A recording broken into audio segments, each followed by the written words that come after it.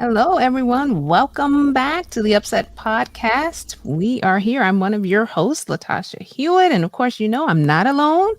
I have some of my fellow upsetters with me today. What's up, everyone? Howdy Hey, doing, hey. good sister? Happy Greetings. 4th of July. Happy Gentlemen. 4th of July. As you can see, there's just four of us right now. We'll have Marlena joining us shortly. Unfortunately, Pat won't be with us today as he's traveling, but he's here in spirit as always. And, last week was our first opportunity to go live. Tally, you missed it, but Yeah, you're I'm gonna so make up for it sorry. today. You're gonna get it. So it was great because since we were in the midst of camp meeting, we decided to make that our topic of choice. And it was very interesting dialogue because we got to hear from our viewers in terms of how they felt about camp meeting, keeping the 10 days, ditching the 10 days, closing the pavilion, keeping the tents, all kinds of things were coming up in our dialogue. And it was just getting so good, but we had to stop because service was about to start, if you guys remember. So we promised our listeners and our viewers that we would come back with part 2 this week, which is the tail end of camp meeting, which may actually provide us another perspective than we had last week. So since Tally wasn't here with us last week, we decided we're going to put him in the hot seat this week and let him lead this conversation today. So Tally, the floor is yours. Well, thank you very much. I appreciate that. I've always wanted a floor. And now that you've given it to me, I feel that my life is complete.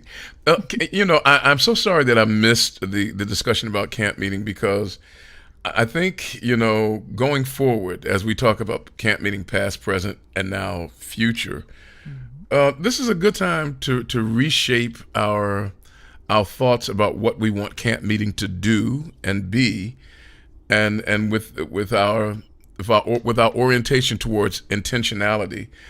It will allow us to come up with some new ideas. Now, the big word for the day, boys and girls and children of all ages, is anachronism. An anachronism. Anybody want to take a shot at that one? Anachronism.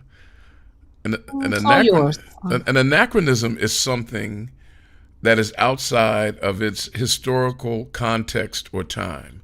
For example, if Charles, a couple of months ago, I had a TIAC reel-to-reel, cost $2,000 when it was new. And I took it to a shop and they said, we'll give you $35. And I said, this thing costs $2,000 new. They said, yeah, well, that was then. Because you don't need a reel-to-reel now. Even though the technology was great, it still worked fine. You don't need it now. It's an anachronism. A crank for your automobile is an anachronism. Mm-hmm. An 8-track player is an anachronism. The question that we ask ourselves. I had one of those too. Mm-hmm. Is camp meeting an anachronism? Now, initially the reason for camp meeting is people lived in rural settings. Many people did in rural settings. They needed a common place to meet. They needed to have some place that was reasonable because they couldn't pay a lot, and they didn't have a lot of resort communities back then. So you get yourself a great big tent and you go somewhere in some grove and you put it up so that you can all come together and meet. Now we have Zoom. Now we have StreamYard. Now we have all sorts of different technologies that will allow us to meet regularly and communicate often. The question becomes, is camp meeting an anachronism? Is it something that is from another time and another context? What say you folks? Charles, you go first. Well, who would like to be fired first? Charles? Well, I do think that camp meeting needs to be revisited. The whole concept of camp meeting in 2021 now. Mm-hmm. We first of all, change is hard for a lot of people. We're comfortable with legacy, some folk that live in the cities, they work in the cities, go to school in the cities, and they say, well, this is our reason for getting out of the city. We go to a nice place where it's different and the pace is different, and we get to, commune with the Lord and so forth and so on. And I understand all that. But I think in this day and time, all conferences that have camp meetings need to revisit the relevancy of camp meeting. And the only way we will know if it's relevant today is that we have to ask the question. We have to ask the members the questions. And so, and I hate to use that word survey, But Survey we need to, says. yeah, we need to get the pulse of what members are thinking. Now you would expect older members that have enjoyed camp meeting, from many years back, naturally they would want to keep it. But younger people, um, depending on how they were raised and how their parents, um, treated camp meeting, some young people will have no part of it. They don't want to be on the campus. They don't want to be up here and it's hot and, under a tent and in the rain and the mud and my car getting stuck in the back. And then they're not, they just won't have it. But the spiritual aspect of it certainly is needed. But I just think we need to revisit camp meeting. Yeah, I agree. Charles says that young people have developed a nasty habit of learning and wanting to live indoors. Okay. Yeah, and that's the thing to me is, of course, we've all gotten used to camp meeting as we know it, what we're used to. But I think if we were to shape a vision of something different, if people knew what it looked like, maybe they'd be willing to let go of the old. But I think the thought of just saying get away with camp meeting is scary for a lot of people.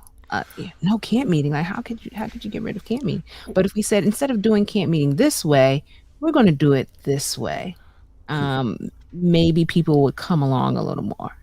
Are we okay? I'm sorry, GP. No, it's fine. I was just going to ask, is camp meeting an event or an experience, in your opinion? And I want to encourage everyone listening, because we're live, to type your thoughts in the chat. Please. Feedback is appreciated. So is Yeah, it an someone said event they or totally an disagree. experience? So I really want to know, which statement do you disagree with? Well, I definitely say it's an event, but it depends on what your experience is at the event is what you take away or don't take away. All right. So because we mentioned that we kind of talked about what camp meeting was, the purpose of it last week, we've been asked to share again what its original. Yeah, I was going to ask, did we define what our intent and purpose was? Because originally, camp meeting was intended to be a gathering that would allow for evangelism. Originally, but that is not what it has become in our modern age. Yeah, well, that was pretty much what was said, that it was meant for evangelism, spiritual enrichment, people coming from the cities to somewhere, a little bit more secluded where their focus could be on, the spiritual high that they would have. Careful now. We don't just go to the woods to get high. Careful. I was going to say, I guess we're evangelizing the heck out of those deer and antelope up in those mountains in Berks County, aren't we? I mean, let's be honest with ourselves. If the idea is to evangelize, we kind of are aiming in the wrong direction. On a hill far away stood an old rugged camp meeting.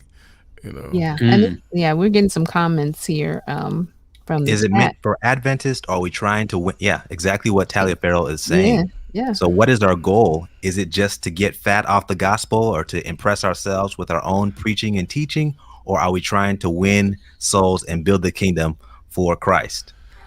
Well, initially, the idea was to enrich ourselves, of course, through the gospel. But more importantly, it was to present or to have a platform where we could evangelize and do outreach. But that changed as things often do. Movements start off one way. A movement changes into an institution, and an institution's practices and purposes are different from a movement's practices and purposes.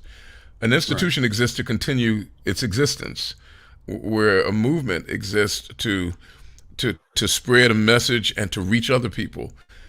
When a movement gets to the point where they're institutionalized, they say, okay, now we just want to hold on to what we got, and so Adventism became more retreatist. Let's get away from the cities, let's get away from people and cities. And ladies and gentlemen, we are now joined by the star directly after her tour from Europe, Marlena Debro. Chuck is the smartest man on the earth. Second.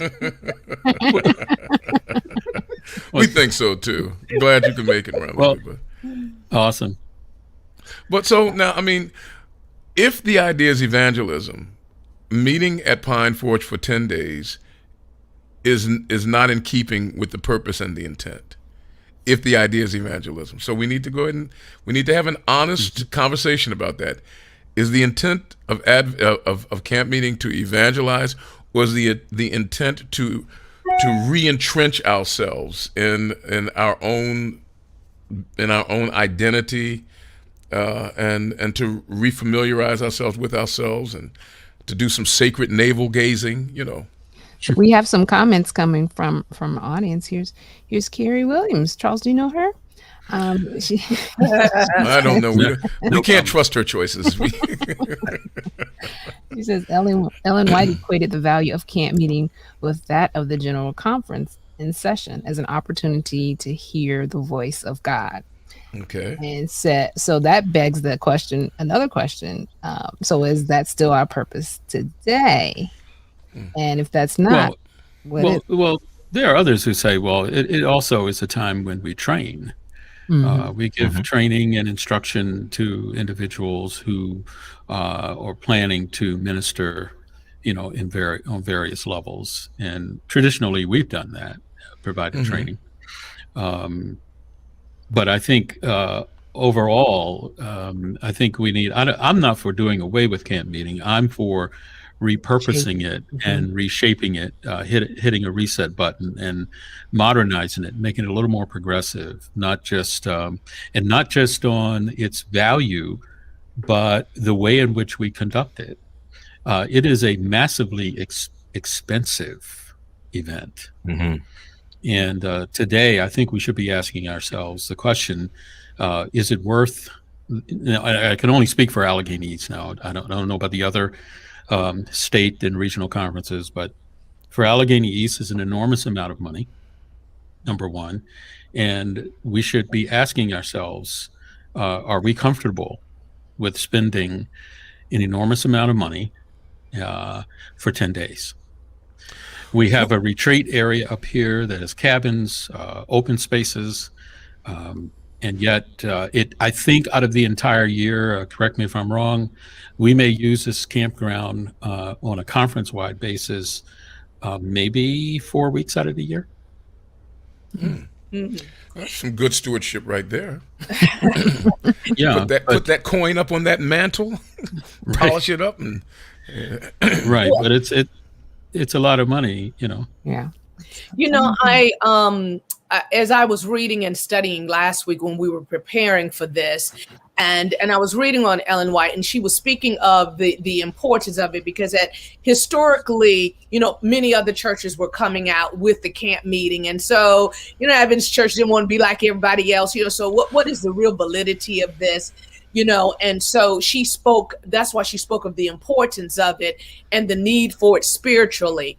Now, I just wonder, when people are speaking of the relevance of camp meeting now, is it due more to the elements that they have issues with? I keep hearing, you know, it's so hot, you know, other camp meetings are now in buildings, you know, through other conferences, you know, because I don't think anyone has issues with the content. You know, you see people are throwing their shouts out, you know, camp meeting saved me, and you know, I grew spiritually. I mean, I love it myself. I just love to be on the grounds, even in the heat. But for those who are no longer coming, is it just a issue with the heat?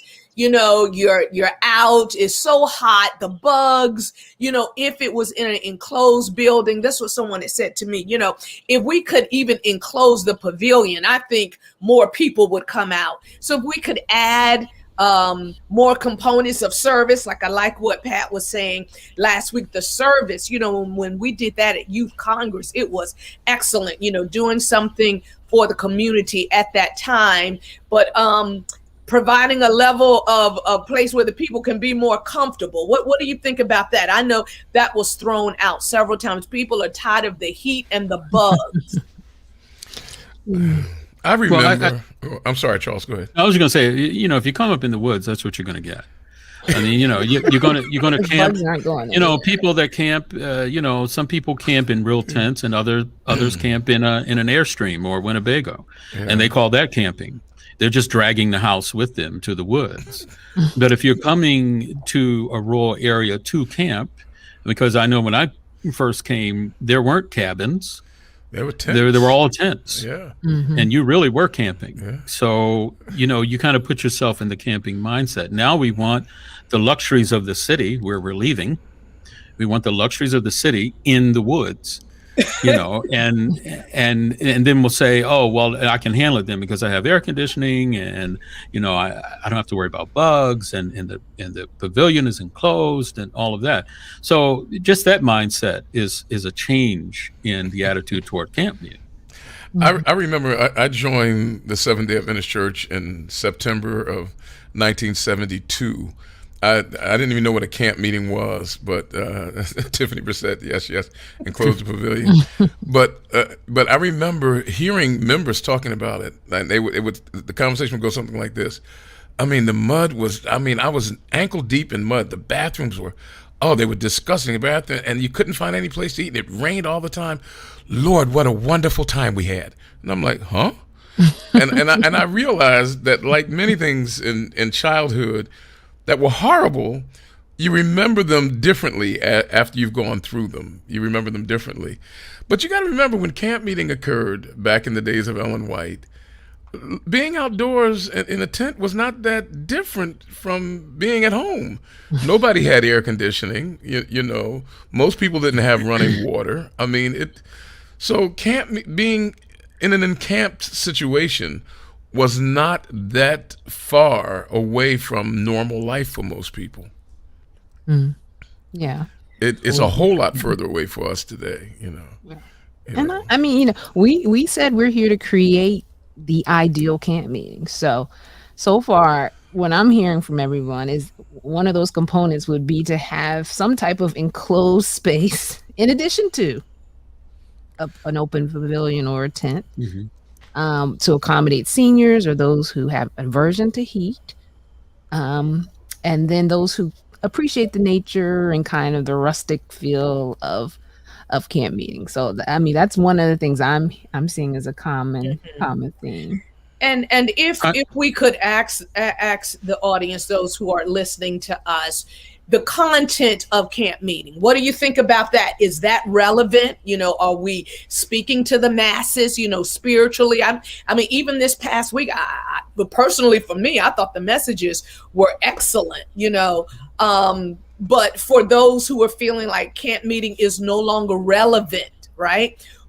Where is the lack of relevancy? Is it in the word? Is it, in the elements, being out in nature, too hot, too many bugs? Well, what is the real difference? Can, we get a shout out from people just to understand what are the real issues? Someone just said that the closer you are to nature, the closer you are to God. I'd like to share that comment with someone in Death Valley. I sense that Daphne Bolden said that. It's, Daniel was in Babylon, and he is described as being as close and as holy as anybody who ever lived.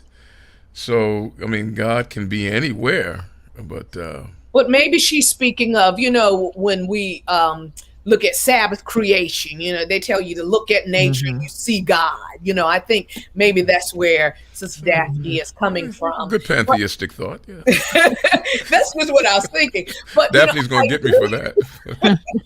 I was just wondering because as Chuck was saying, if we could reboot, and add components of evangelism in there to make sure that we're doing an end with a baptism. I know they've tried that many times. I don't know the successes or why it's not continuing. We start things and then sometimes they fizzle out without the support. But my question to our audience and our church family out there, what is it that about camp meeting that has lost its relevance? That's just what I want to understand. Yeah, because we were talking about last week the decline in people attending. I don't know if it's just a building. I don't, we're hearing. I don't think it is. I don't think it has. I think it has more to do. I think a lot of it has to do with the way people perceive themselves to be connected to institutions and organizations. You know, there was a time when brand ownership, coming back and renewing your sense of brand ownership. I am a Seventh-day Adventist, and I'm coming back to immerse myself in that culture. I don't think that's, I just had a conversation with a member about that today, where she said, you know, I want to serve the Lord, and I want to be in Christ, and I love my congregation, but the idea of owning some brand as a part of a denomination, and this is a person who grew up an Adventist, you know, I think that has changed. I think people feel that they no longer need to re-immerse themselves in the identity theology and the brand culture that says, this is what I am. And bugs be darned. I mean, Right. you know. I think when we increased our technology, when we started streaming camp meeting, that had an impact on people visiting. And actually, it was interesting that individuals that didn't want the campground and the bugs and the mud and the rain and the stuck cars and the tents falling apart did want the message. So they were tuning in for all of the messages while we were streaming them. So it's not like there's a resistance for the word of God. It's just some people are not amenable to being, in the woods. And, I have mixed emotions about how we view camp meeting as an event.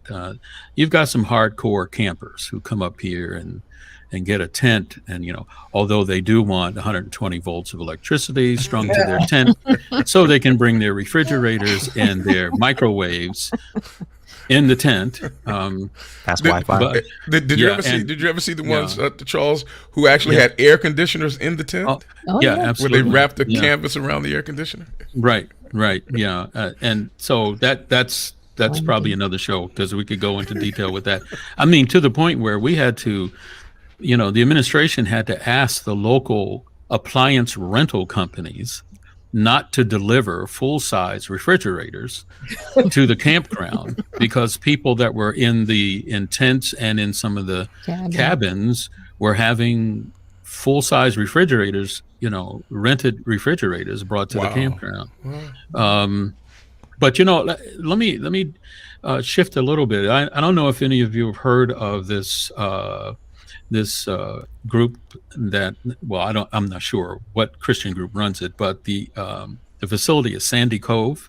They're right on. Yeah. Right. Yeah. That is a Christian run facility. And their mission was to provide a safe, clean place for Christians to meet. And they have it all. They have a full-blown hotel. We've had our workers' meetings there. Yeah. We have. Beautiful on the Chesapeake Bay. They have facilities for tents. They have cabins. They have places for RVs. But it's year-round. Charles, and they're using that facility year-round. So from that I go to, it's great what we have up here, but why can't we use it year-round? Right.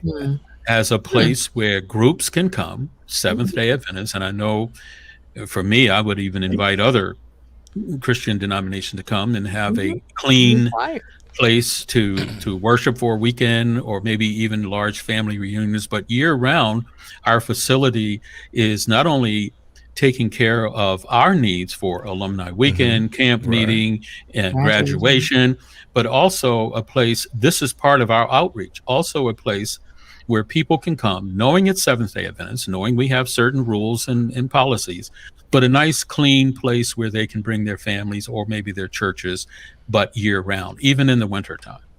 And I'm pretty sure that the average Black person, given the history of that campground, would love to visit that place. And Underground Railroad. I'll let Tally, dive into that conversation. It's first of all, two things. Sandy Cove. Pastor Bill Hall and I were the first Adventist ministers to go there. It looked just like our campground did. They had a few little ramshackle cabins. They had no buildings, and over the years it became what it is. While we kind of stayed rustic, but with Underground Railroad being a part of the history of our campground, let me tell you, there are others who have wanted to invest in our campground. I have personally brought 3 ministers of other denominations up to our campground. Each of them said the same thing. Each of them said, well, who owns this? I said, we do. And they said, how come nobody knows about it? And each of them, I took them to meet President Fordham. I took them around. And these were 3 pivotal members. One was Baptist, one was Church of God, the other one was, Church of Who Shot John. But it was a big, fellowship. But they all asked the same thing. They said, give me the brochure with your price list so that we can rent it. And I went, and you can ask Raina Braxton, she'll tell you. And I told them, well, that we're still working on the brochure. And then I would turn to God and say, please forgive me for that. Now, this was 5 years ago. We still don't have a brochure. We have no intent. See, this is one of our problems. We have no intent on interacting externally. Our full intent is on immersing ourselves within our culture and being amongst ourselves and navel gazing. And that's a problem. Well, in right, Pat? In true, on the flip side, though, we are involved in the communities here, Douglasville, Berks County, with the, Douglasville government, and we help them out, I think, once or twice a year with some events that they do. And I think there are also local baseball teams that use our baseball field for their games and practice. So we are interacting to some extent, maybe perhaps just on a business level. But my thought is that we have Pennsylvania is beautiful. This place up here in the summertime is beautiful. Spectacular. It is. And I can't see why we can't repurpose our grounds to not only accommodate our events as a priority. We wouldn't book anything during the times that we are using the campground, but why not witness through business by allowing other groups to come, large and small, to utilize the campgrounds. And that would also, I'm not a financial person, so I can't give you figures, but I would think that something like that would also help fund our events when we have camping. Yeah, and some people are asking about Pine Forge Academy, but a lot of their activities are confined to a certain part of the campus, and there are other facilities that are available in other parts of the grounds that won't interfere with that. But not only that, Pine Forge Academy, can you imagine, Charles, Marlena, GP, Tasha, if there were weekly retreats where our children from Pine Forge could serve as hosts, cafeteria, laundry, to handle the... Now, I want to tell you, this is, and I can get in trouble for this, but I don't care. I personally, back when I was working as a deputy to the mayor of the city of Philadelphia, Mayor John Street connected Pine Forge and the conference personally to try to help them get money to develop the property. Personally, I took a billionaire up to the ground. Personally, we had to get information so that we could draw up a proposal. It was like getting Godzilla to have a colonoscopy. I couldn't get the papers I need. Finally, we got it. I drew up the proposal, took it back to this billionaire who came to the grounds, looked at it, and then wrote and said, I am so sorry, but we can't give you money from our funds because what you're doing as a religious group will not be within our charter. However, we want to encourage you, and so we want to make a personal donation. And this man wrote a check for $250,000. Mercy. Wow. The next year, now this was his way of saying, I'm sorry, I can't give any money. I told him he can apologize to me anytime he wanted. The next year, he gave another $150,000. And he said, now this is what I know. I'm not telling you what I heard. This is what I know. He said, I want to see what development they're going to do. That's $400,000 in a matter of a year's time. Zippity-doo-dah. I mean, Zippity-doo. and now there was another millionaire, multimillionaire, and I'm telling you what I know, and this is not what I'm guessing about, who was going to give $500,000 for the development of the ground. So it's not a money problem; it's a vision problem.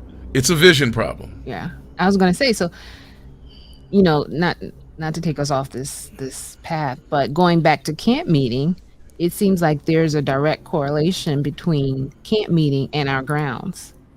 Can camp meeting exist without being on our campus? Is camp meeting equivalent for AEC? Let's put it this way: is camp meeting equivalent to being on Pine Forge grounds? I mean, aside from the virtual that we've had to do for the past 2 years. Well, I think if we were true to the camp meeting basis and mission statement, we could have camp meeting anywhere. Anywhere, yeah. Anywhere. There are a lot of facilities where large groups of people can meet, for 10 days, 3 days, or whatever time. We are just blessed to have over 500 acres of land that we could use for camp meeting, also for our academy, but we could also use for other ministry oriented activities that would involve the community and involve other groups. Now, we talked a little bit about, maybe inviting other denominations to come on our grounds. I can tell you this, and I'm not telling you anything, you've not heard yourself. We have some individuals in our Adventist circle that is strictly opposed to that. Absolutely. Absolutely. They don't want anyone but Seventh-day Adventists on these grounds. These are holy grounds, and only holy people should be on them, and everybody else is unholy. Wow. Well, when these people ask for the price list, the first question that I was asked was, suppose they want to cook pork up here. Now, when people start trotting out impediments as their first response, then you realize that the vision gear has been deactivated. When people begin to say, these are the reasons why we can't, then, and the idea, Adventism, and I can say this because I'm one of us, Adventism regales itself in its otherness. And anything that tries to connect to us is a delusion of our identifying otherness. And so we like to separate. We like retreating from the city and coming up to this hill and then being around ourselves and being other. And we prefer that, and I think that should change. During our camp meetings, we have programs where we invite the youth and even in the pavilion, name religious groups.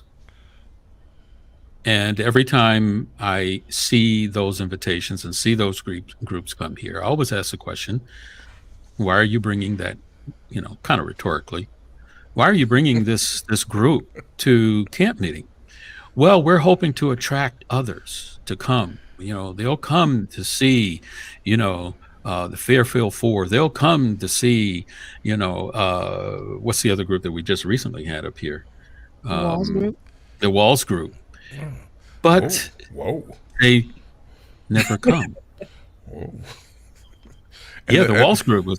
And I'm saying, okay, we have good intentions. We say, we really want to reach out and sell tickets and have people come and they'll know where Pine Forge is and they'll come all the way up. It never happens. Correct me if I'm wrong. I've not seen it. No, I think we still treat it like a private party. We share it amongst ourselves in terms of our churches and, but in terms of putting it out as a public event, I don't think we advertise. And even from the communication standpoint, that would be a shift. I mean, for us, we do put certain advertisements in the local paper and, we do, minor invitations.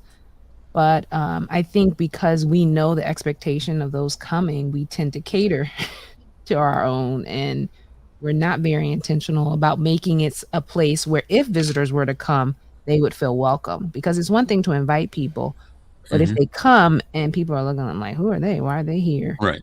That's a whole nother experience for them. Well, I think it's a carryover of the situation in some of our churches. Some of our churches don't want new members. Yeah, that's true. We're comfortable where we are. we're in our bubble. Okay, we're only, there's only 150 of us, but we have a church that'll hold 300, 400. We're not interested. I actually had a couple of members experience directly say to me, we do not want more members. That's why we don't do evangelism that much, because we don't know who's coming in the door. That's verbatim. So with that mindset, and we come to Pine Forge for camp meeting, are we kind of saying the same thing? We want a place where we can come and we don't have to worry about others coming and sitting next to us, and they're not Adventists, but they're here. I mean, I don't know. I have mixed reaction on that. What is it? I'm just asking the question. What is it? Is it evangelism, or is it just an Adventist retreat for us? And we don't want to be bothered. We can do ceremonial evangelism, or we can go into Pottstown and pass out a few tracts, which is not evangelism, right? Between proselytizing and evangelism. Yes, but that's a whole nother podcast. Yeah, that's part 3. Yeah. So my question, because I see the comments that are coming in, and other people are agreeing that maybe with the land, hey, we could build something that would be open to the public and others. In doing all of that, is that going to change the persona or expectations of camp meeting? Is that, and it is good. I think it's great. I remember when I sat on the executive committee, someone was trying to do something else during, with the ground, saying, hey, let's add this. Pat, if you're listening to me, it might have been the youth department. I know at one time they wanted to add some kind of recreation center or something in the lands that other people could come and use throughout the year. That was an excellent idea. So I know one of the things is presenting it to the executive committee, because as some people were speaking, we've been talking about this for a very long time. And so if we keep talking and there's no action, here we're spending millions of dollars to satisfy a few thousand. Come on, right? We could get listening ears. If we could get people to say, hey, maybe, just maybe there's some validity to what the people are saying, because even though we know that there's a certain nucleus of people who love camp meeting as it is, if you want to attract the masses, there has to be a change. People are looking for something to be different. So what do we do? Because it's great to have conversation, but now what do we do? How do we now move this into action? Can I dream a little bit? Go ahead. And answer your question, Marlena, because I believe that we have mastered content creation. We know how to create amazing, inspirational, evangelistic content. How about we marry and turn camp meeting into a hybrid event experience where we set up centers of influence in different regions and we have collaboration. Listen, we don't need to plant any more churches. We need to plant centers of influence, businesses, laundromats, restaurants, supermarkets, event spaces, escape games, multi-purpose offices, counseling, clinics, whatever we need to do to build relationships with people. Because at the end of the day, it's not just about an event, but building relationships and then making disciples. And so we can meet needs, build relationships, still make amazing content that's inspirational. And I believe that entrepreneurship is the best way to make an income while making an impact. Well, that's just ridiculous. It's too much like right. I don't even know why you brought that up. Why would you come up with some idea like that makes so much sense? No, it really does, GP. That is vision. That's vision. And I want people to know the fact that we're even having this conversation. One of the reasons this podcast was created is because, it's called the UpSet podcast. We're trying to upset things here, and this dialogue and hearing from you all live gives us something to take back, gives us something to add to the dialogue so that maybe some things can change. Obviously. Did you see the comments by a certain Susan Jones where she was asking? She said, because I noticed her saying, you Adventists tend to, and then she said, do SDAs evangelize? Who do SDAs share the gospel with? And I mean, those are really, Susan, I Okay. heard you. I heard you. Mm-hmm. And there she is. I just, this was kind of the tail end of what she was saying, and Right. I think it is true. Great We have to be culture honest. among yourselves. Mm-hmm. Yeah. Yeah. Well, getting back to the actual physical plant here on the grounds, I think one of the things that we could use, and this troubles me every camp meeting, not because my team has to set up audio visuals in the tent, but the youth need a solid building to meet in. The tent is nice. It's, it's reminiscent. It also tears and is hot. Our youth deserve to have at least something like a pavilion, if not an enclosed facility.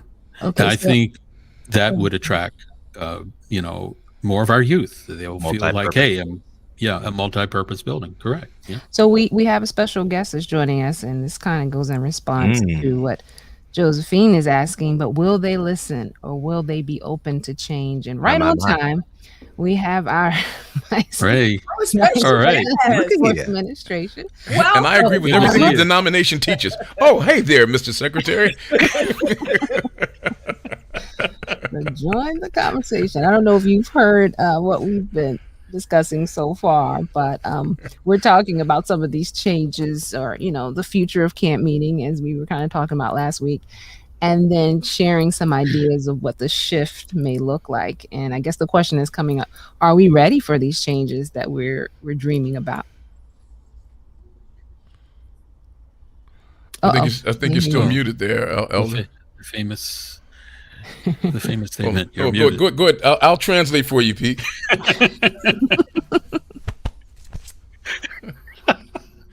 Yeah, he's still on mute. Yeah, while he's coming on, because well, can Tosh, can you restate some of the comments that have been coming up as far as suggestions for camp meeting change? Okay. One of the more practical ones, of course, was having an enclosed space. Okay. Instead of the open pavilion. That was one of the things that came up. Having more of a focus on evangelism, as opposed to Adventists consuming Adventists, and just kind of staying in that little niche. You guys got and having an enclosed space for the youth as well. Yes, and I think Palmer's up now. Oh, Can you hear me yes. now? Yeah. Yes. Okay, great. Sorry about that. I just had to switch microphones. So the question that you're asking me is, are we open to change? The short answer is yes. The longer answer is there needs to be a conversation about what is the real intention of camp meeting. Where are we trying to take camp meeting, and what is its purpose? What is it that we're trying to accomplish with camp meeting? And until you answer that question, it's hard to process the question of change, because you're just changing for the sake of changing, which I don't believe is the right solution. Change for the sake of change. The bigger question is, what is the purpose? What are we trying to accomplish with camp meeting? There are a number of ideas that I know have been floated, and some of them have to do with maybe more regional type camp meetings, where rather than everybody coming up to the mountain at Pine Forge, we rent out large venues in certain areas, and explore the idea of having a regional camp meeting, one that is more geared towards evangelism and geared towards the public, rather than just assembling ourselves together for our own purposes. Those who have visited our campgrounds, who are not part of our denomination, are usually amazed at 10 to 15,000 Christians gathering on a Saturday, owning some 400 acres of land. They're just blown away by what we have, and that's a beautiful thing. But I'm not sure that them coming to us is the solution.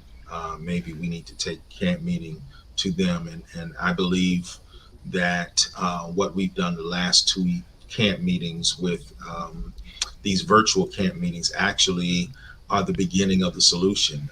We are now opening ourselves up to others seeing us being in a space, and I'm talking about the virtual space, where actually the public can actually interact with us and see us. So I think the pandemic has actually moved us in the right direction. But there's still a lot of work to be done, and there's still a lot to be talked about, a lot to be discussed. That would be my initial answer. Of course, I did not have the privilege of hearing the previous conversation, so I may we disagreed with all of it. Oh, good. No, Okay. I'm only kidding. If you disagree with all of it, then I know I'm on the right track. Well, we did have some more questions coming in. One of them, Daphne had asked this. She asked why are constituents charged to put their children into camp meeting programs, and I know there is a nominal fee. I'm assuming you're talking about the children's program. I know that fee had been drastically reduced from what I remember to like $10 or $20, $25. And from my understanding of that, having worked with youth ministries, had a lot to do with the snacks and supplies that the children needed, because they were being attended to all day. So they didn't want to break the children if they didn't have to for lunch, although sometimes they had to do that. So that was a way to offset some of the costs that came with providing snacks and activities for the children, just to respond to that question. All right.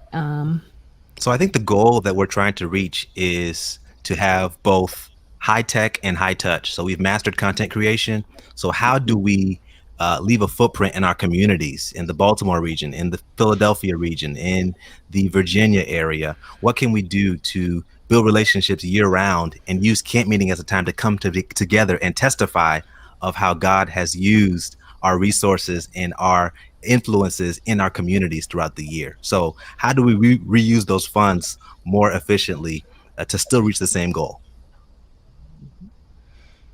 And have we really, I know we've kind of been talking about evangelism, but I still see the question coming up in the chat. Have we really pinpointed what camp meeting is?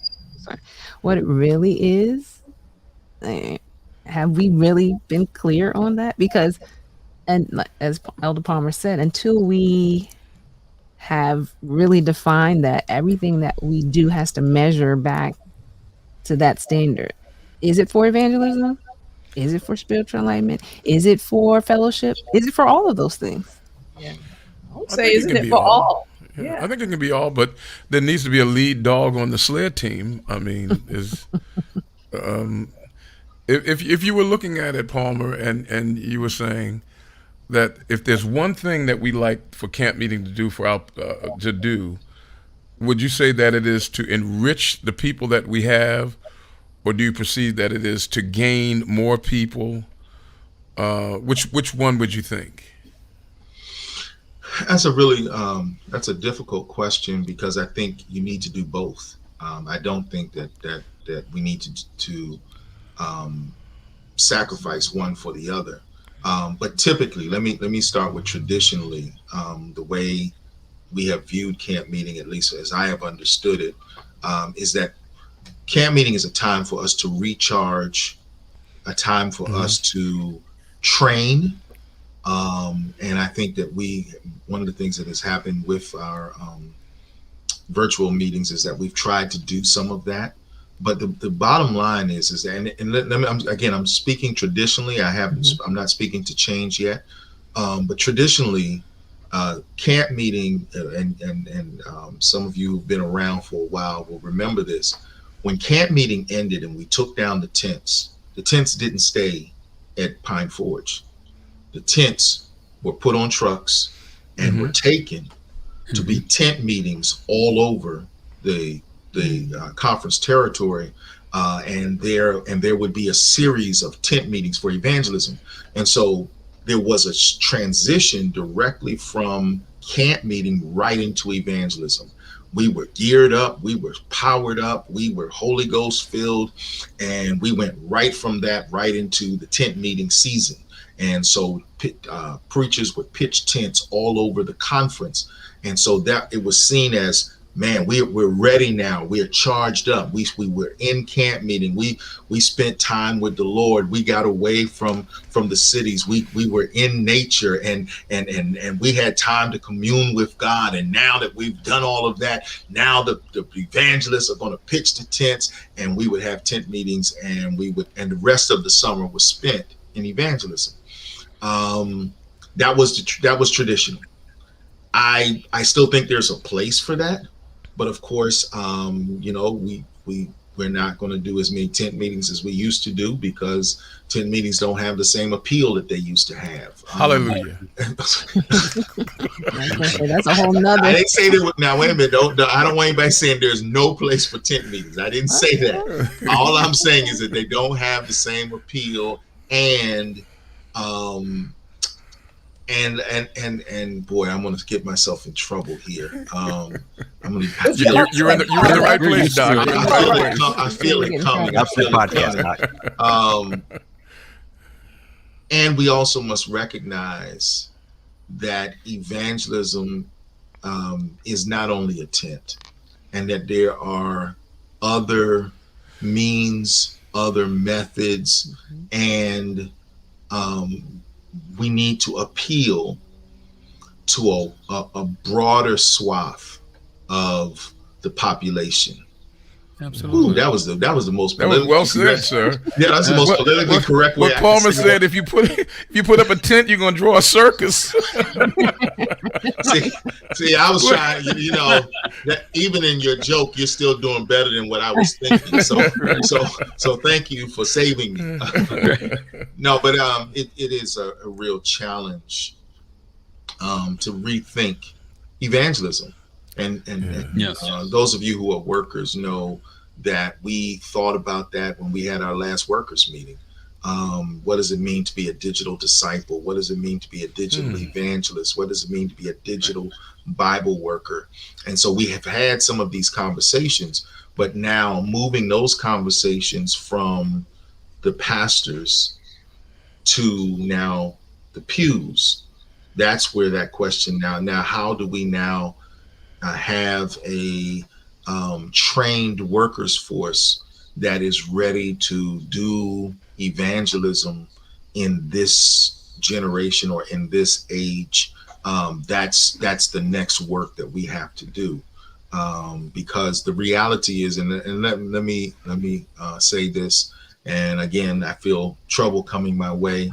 I'm hoping somebody will bail me out. Back, sir.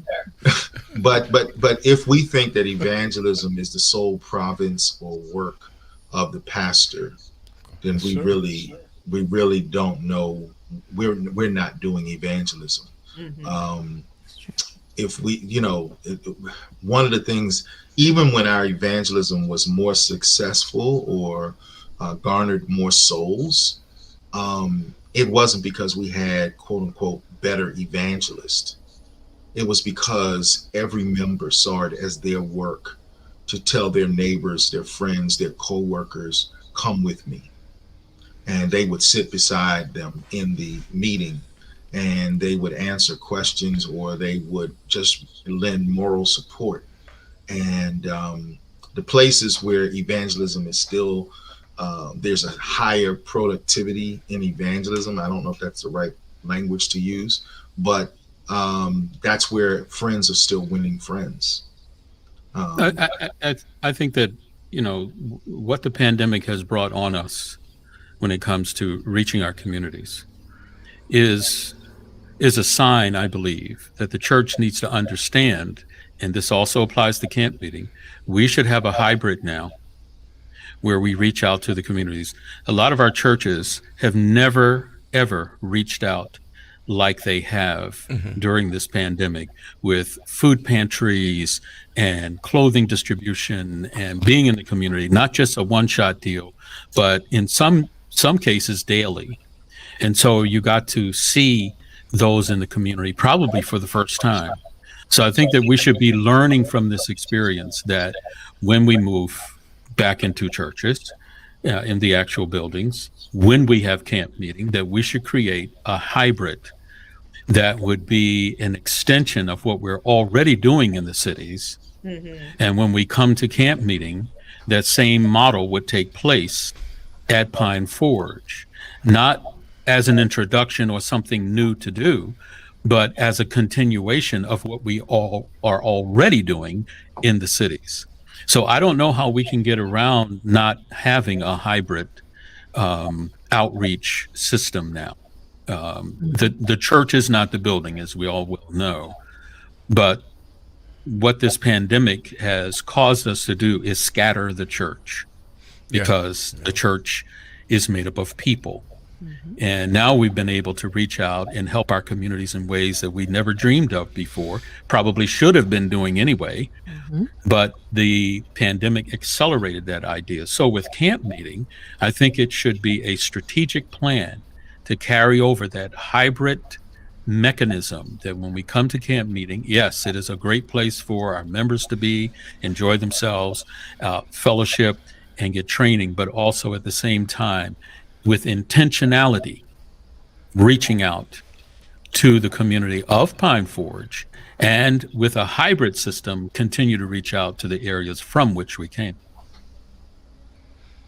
I definitely would agree with that. Here's one of the things that some of us have been talking about, and this is, we don't have a strategy yet, we don't have a plan yet, but one of the things we've been talking about is recognizing that we need to rethink and reimagine the church. Because even some of the things that we did during the pandemic, the pandemic, oh boy, this is going to sound harsh, and I hope it doesn't come out as wrong as it sounds in my head. The pandemic helped us to do what we do best, right? We do community services well, and we do food pantries well. Most of the churches, there are churches who added food pantries and food banks, or whatever you want to call them. I forget the right term, but anyway, let's call them pantries. Some of the churches added pantries, but many of the pantries that were the most successful had been doing that already. This was not new to them. They just ramped up their level of engagement. But my question, and this is where this is where we are challenged, and I'll stop with this. So what else is community services besides food and clothes? So if I don't need food and I don't need clothes, what does community services mean to me? I might need a healthy restaurant in my neighborhood. See, that's community services. But I agree with you, Pastor. But can we don't even have to go that far. I just might need, in my community, I might live in a gated community, and yet I still need a really structured program that will teach my children principles and values. Right? And that may come through Pathfinders, something we already have. And yet, when's the last time Pathfinders was offered to a gated community? Now, they have Boy Scouts in those same communities. They have Girl Scouts in those same communities. And now people can't trust Boy Scout and Girl Scouts because they don't know which one is the boys and which one is the girls. So they would love for us to show up with our adventurers and our Pathfinders, and offer something that was character building. I'll stop there, but I'm just simply saying community services needs to be thought of in broader terms than just food and clothing, because it is one of the ways to enter into these communities. And I'm not focused on gated communities. I'm just simply saying there's some communities where food and clothing is not going to be the entering wedge. That's all I'm trying to say. And that's one of the things that Miss Minnie McNeil taught me about community service. One of the things she always said is to assess your community, meaning every community has a need. Instead of us trying to push what we think people need, actually ask them, survey them. And some of our some of us don't even think we need to ask a gated community. Obviously, you have everything you need. You live in a gated community, and we tend to target lower income because we assume that not that that's not a greater need, but what I'm saying is every community has a need. Every church is not located in a low income or urban community. So does that mean you don't have anything to offer your community? So I think that's great, but we have to ask people what they need. I think that's the first step. If I might interject a little bit of sociology, and that is one of the things that some groups are not good at partnerships. Groups that are not good at partnerships tend to do things that are chauvinistic or paternalistic, need-based things. For example, I'm going to give you need food, and I got some, and you're going to take it because you need it. You need clothing, I got some, you're going to take because you need it. Partnerships are harder. You've got to engage people. Now, one of the things I appreciate about Capitol Hill is one of their they have a community program that's about counseling. It is sound, it is therapeutically sound, and it is not based on a paternalistic, chauvinistic approach to the community that says you're going to take what I give you because you got to, you're in need. And one of the things I've learned is that most of our churches relate to our communities in paternalistic, chauvinistic ways. I know what you need, and I'm going to make it up. And my church at one time was giving out some stuff to people based upon what we perceived they needed. We gave them washcloths and soap. And I said, now, basically, we're telling them, y'all dirty. you know? And you might want to be careful as to how you say that without asking them, is this what you need? And so, I mean, I think if we really were to assess ourselves and assess what we want to do for camp meeting, we could really turn it into an engine that could upgrade our own community, enrich our own community, and then also be used as a way in a hybrid form to reach out to other people, that people would want to come and see what it is that we are enjoying so much, like they did in the old days. I mean, like they did in the old days. I think it was Sister Daphne, if I'm not mistaken, Bolden. I was looking at her comments where she was speaking of a grand event where everyone could participate in some type of service to the community, and we could do it large, right?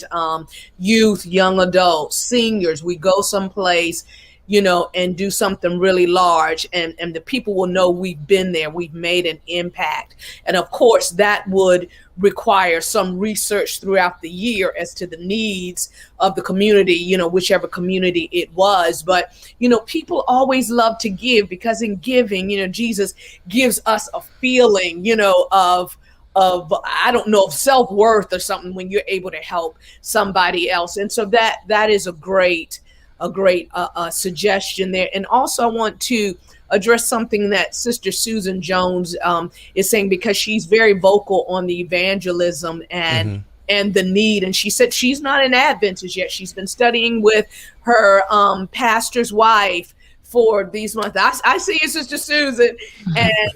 And so her desire is to know, we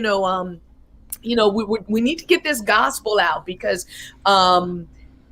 we all know that love is the method that Christ used. And so if we could add just that element, like what Elder Palmer is saying, add something to go out to change lives, and there are a lot of people hurting, especially now with COVID and post-COVID, and we don't know what's coming next. You've got so many people hurting, and Jesus changed lives. He changed lives. He met with people, he mingled with them, and he just loved them, so that his actions were the sermon. So we could do something very impactful like that, and people would know, hey, come in a camp meeting, we're going to do this. I remember one year for the women's clergy retreat, we went to this place where we packed food in containers. We did an assembly line, and they sent the food to the countries where people were really starving. And Mhm. we had to do so many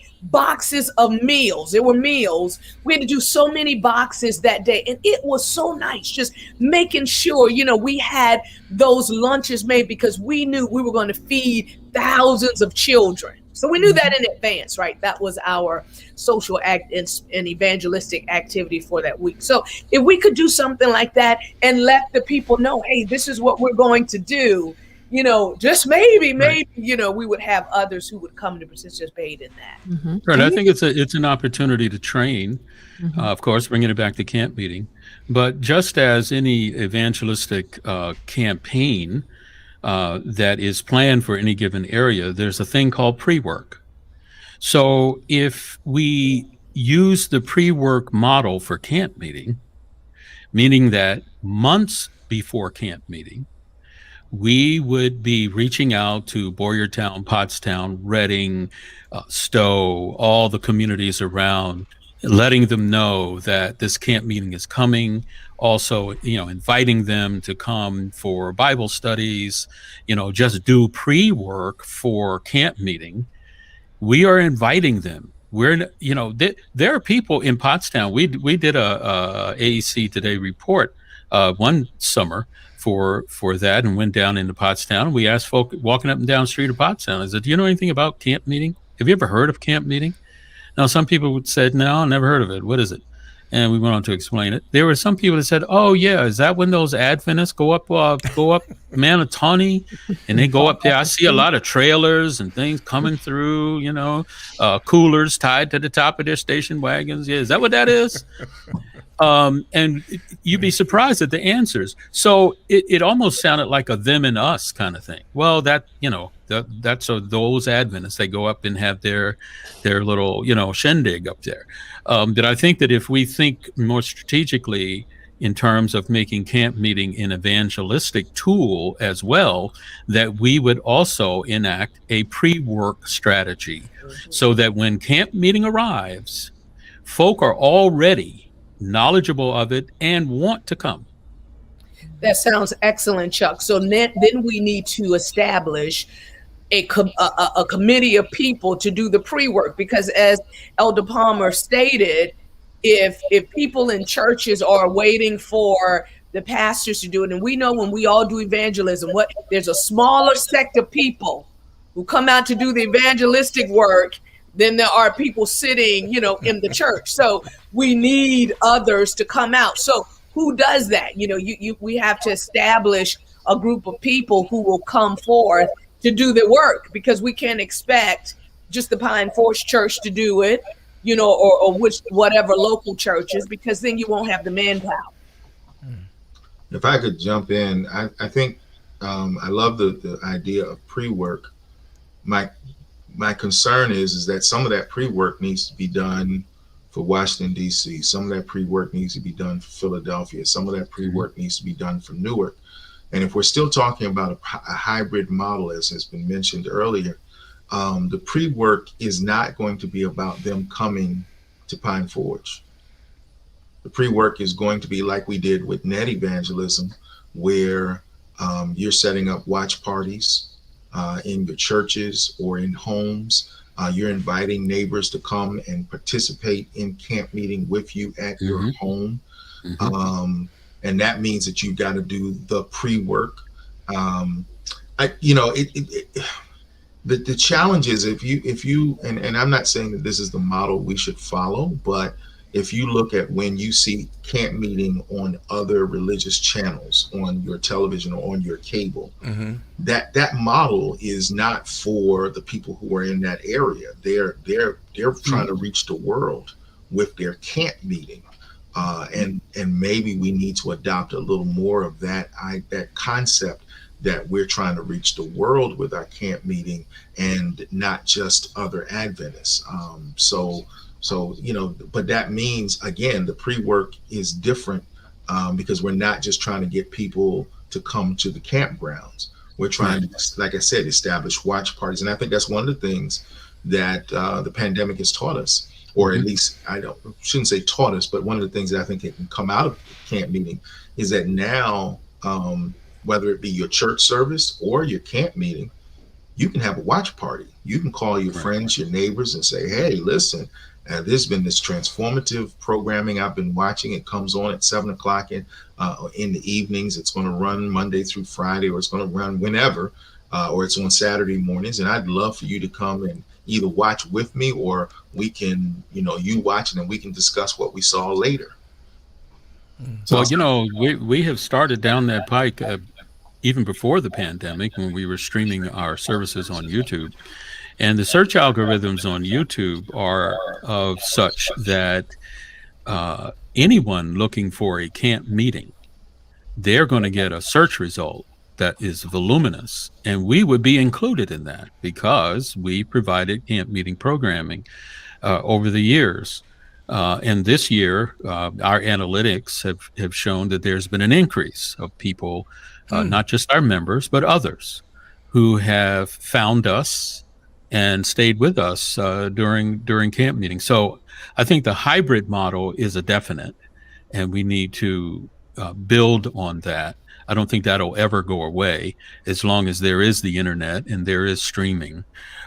So yes, I agree with you, Elder Palmer. We should strategize on that hybrid mix so that those that are not in the immediate area of camp meeting can also have the camp meeting experience and be able to receive the interests and the service that our churches can provide. If I could jump on what I just saw show up that Kerry Williams statement, Well, actually, I was going there before I saw the statement. And then I saw the statement. I said, well, that's telling me I need to jump on this. So the question, of course, is, are we ready to have messages that are more that are broader than us speaking to ourselves? Mm-hmm.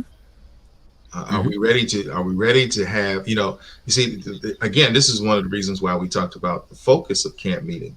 If the focus is to strengthen ourselves or to be spiritually enriched and ready to go do evangelism, then you're speaking one kind of message. But now if it's evangelism, then you're having a different conversation in your sermons and in your programming. And so that's one of the reasons you have to answer that question, because your programming and your preaching is going to be a reflective of what your purpose is. Mm-hmm. And that has to be clear, because, sometimes we get hit because we don't talk about there's another group that feels like we hide from our message. Yes. Got to preach the eternal verities, right. As they, in closing, there's something I wanted to share with us. The one thing that I hear that's consistent with everyone is that we've got to be willing to change. And institutional thinking and institutional acting tends to resonate with the past. People tend to do things to remind them of who they were. And one of the seminal books on what happens when people in churches refuse to change, by Tom Rainier, the autopsy of a deceased church. In the chapter, the past as hero, he says this, and I quote him: "The most pervasive and common theme of our autopsies about deceased churches was that deceased churches lived for a long time with the past as hero. They held on more tightly with each progressive year. They often clung to things of the past with desperation and fear. And when any internal or external force tried to change the past, they responded with anger and resolution. We will die before we change. And they do." Wow. Close quote. That's profound. That's heavy. It's true. So we got to change. Well, I can say this from my years in pastoral ministry. People have to understand the need for change, and before they're willing to change. And sometimes we have to make it clear what's really at stake. And I'm not sure that because and I'm gonna my friend is probably gonna beat me up later, but I'm gonna quote something Pastor Talaferro said years ago. This was many years ago. He preached a sermon on what have they seen in your house. And in that sermon, what he dealt with is that the Babylonians, we always think about the Babylonians as being outsiders, but he touched on the fact that we got little Babylonians that we're raising. The Babylonians are in our house. They're our children. And what's at stake for us as a church in not changing is losing our children. Wow. This idea that if we don't change, we're going to die is absolutely about the children. Wow. Because they are the church. They're the church of today. They're the church of tomorrow. And if you lose them, the church dies. And we are an aging denomination, at least as it relates to North American division, or, the United States. So I just want to agree with Pastor Talaferro that we must change. But the issue, the reason people don't want to change is because they don't see the need. But I have found when you talk to parents and grandparents, okay, we don't have to change. We can do everything the way we've done it for the last 50 years. Your children, as soon as they turn 16 or 18, whatever the driving age is in your community, that's the last time we see them at church. That's right. Wow. Peace out. They're done. Deuces. They're gone. Right. That's right. So we can have a conversation about waiting till your child turns 18, then we can all cry together that your child left the church, or we can start making changes today that might keep your child from leaving the church. So anyway, I'm sorry. I'll stop. That's some serious reprioritizing, because that gets into Christian education as it is associated with our churches. That also needs help. So we just have to decide what's most important. Wow. For the church of 2021, what's most important for our future?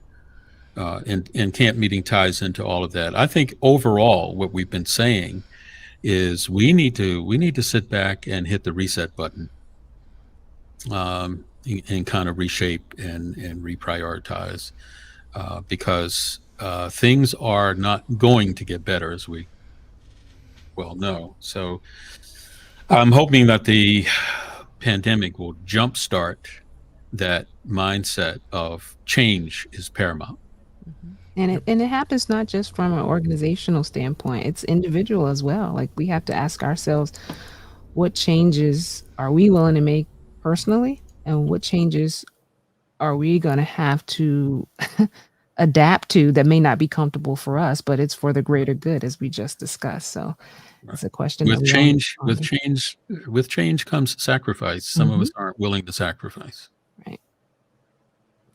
They say that institutions, like babies, have to be changed often for the same reasons. My. Somebody say wipe. Somebody say wipe. GP resonated with that immediately. Yes, he's in that process.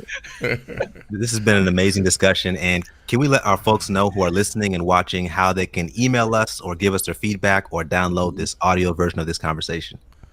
Sure, GP. Thank you for asking. Nice hand up. Yes, we are on all major podcast platforms. Make sure that you check out the UpSet podcast. We also can be found, if you're watching us on YouTube or Facebook right now, of course, that's where we are every Sunday at 6 p.m. We also have an email address where if you want us to talk about a certain topic, let us know. Email us at upset@acsda.com. We want to hear from you. We love this dialogue today. I have to say, I really appreciated reading the comments and hearing from you. Oh, there she is. Oh, come on. Hi, That's the future podcaster right there. Yes. This is the visual. This is the change. This is why we need to change right here. Because all I got is a ruler.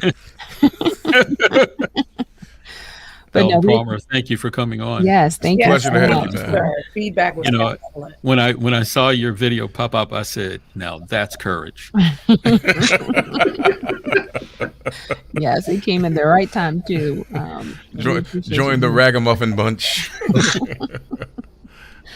But yeah, it's been great, guys. As always, we appreciate you all tuning into the UpSet podcast. We appreciate all the comments, even the ones that we were not able to address. And I will put the email address in the chat for those who want to reach out to us future topics.